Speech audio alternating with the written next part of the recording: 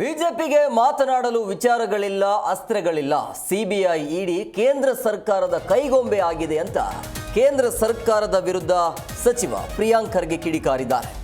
BJP ದುರ್ಬಲವಾಗಿರುವ ಕಡೆಗಳಲ್ಲಿ ಇದನ್ನು ಬಳಸಿಕೊಳ್ಳಲಾಗ್ತಾ ಇದೆ.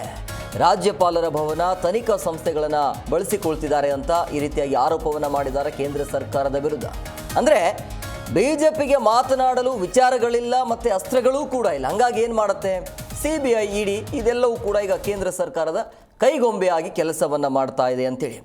ಮನಿ ಲ್ಯಾಂಡ್ರಿಂಗ್ ಇಲ್ಲದಿದ್ದರೂ ಕೂಡ ಸಿಬಿಐ ಮತ್ತು ಇಡಿ ಎಂಟ್ರಿ ಆಗ್ತದೆ ಅಂತಂದರೆ ಲೋಕಾಯುಕ್ತ FIR ನಡೆದ ತಕ್ಷಣ ECIR ಅನ್ನು ದಾಖಲೆ ಮಾಡ್ತಾರೆ.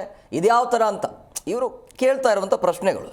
ಸೈಟ್ ವಾಪಸ್ ಕೊಟ್ಟ ತಕ್ಷಣ ಪ್ರಕರಣ ಮುಗ್ದಂಗೆ ಮತ್ತೆ ಏನು ತನಿಖೆ ಅಂಥೇಳಿ ಇವರ ವಾದ ಈ ರೀತಿಯಾಗಿ. ಸೊ ಹಂಗಾಗಿ ನಮ್ಮ ವಿರುದ್ಧ ಹೋರಾಟವನ್ನು ಮಾಡೋದಕ್ಕೆ ವಿಪಕ್ಷದವರಿಗೆ ಯಾವುದೇ ರೀತಿಯಾಗಿ ಅಸ್ತ್ರಗಳು ಇಲ್ಲ. ಹಾಗಾಗಿ ಈ ರೀತಿಯಾಗಿ ಸಿಬಿಐ ಮತ್ತು ಇಡಿಯನ್ನು ಬಿಟ್ಟು ಕೆಲಸ ಮಾಡ್ತಿದ್ದಾರೆ ಅಂತ ಕೇಂದ್ರ ಸರ್ಕಾರದ ವಿರುದ್ಧ ಆಕ್ರೋಶವನ್ನು ಹೊರಹಾಕಿದರು.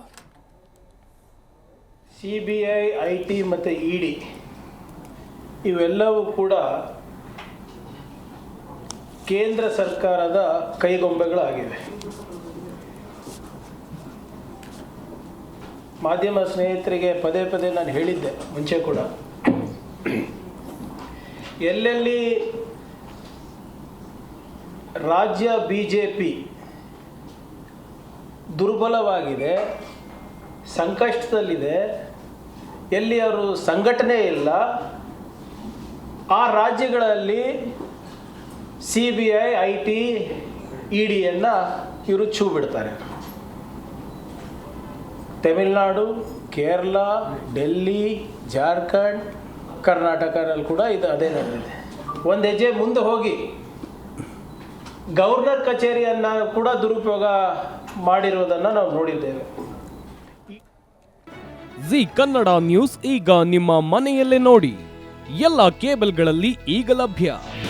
ನಿಮ್ಮ ನೆಚ್ಚಿನ ಜಿ ಕನ್ನಡ ನ್ಯೂಸ್ ಈಗ ಸನ್ ಡೈರೆಕ್ಟ್ ನಲ್ಲಿ number 292, Tata play number 1664, Jio TV number 1334, NXT digital number 30, in cable number 30, city networks 51, U digital number 162, GTPL number 17, Rockline telecommunications number 42, Shri Basaveshwara cable number 168, rural cable network 60, Vinayaka digital 57, Abhishek cable 821, city channel 53, Siddeshwara cable network 57, V4 digital Infotech 628, Surya digital networks 53, Gajanan digital number 836, Malnad Infotech Private Limited number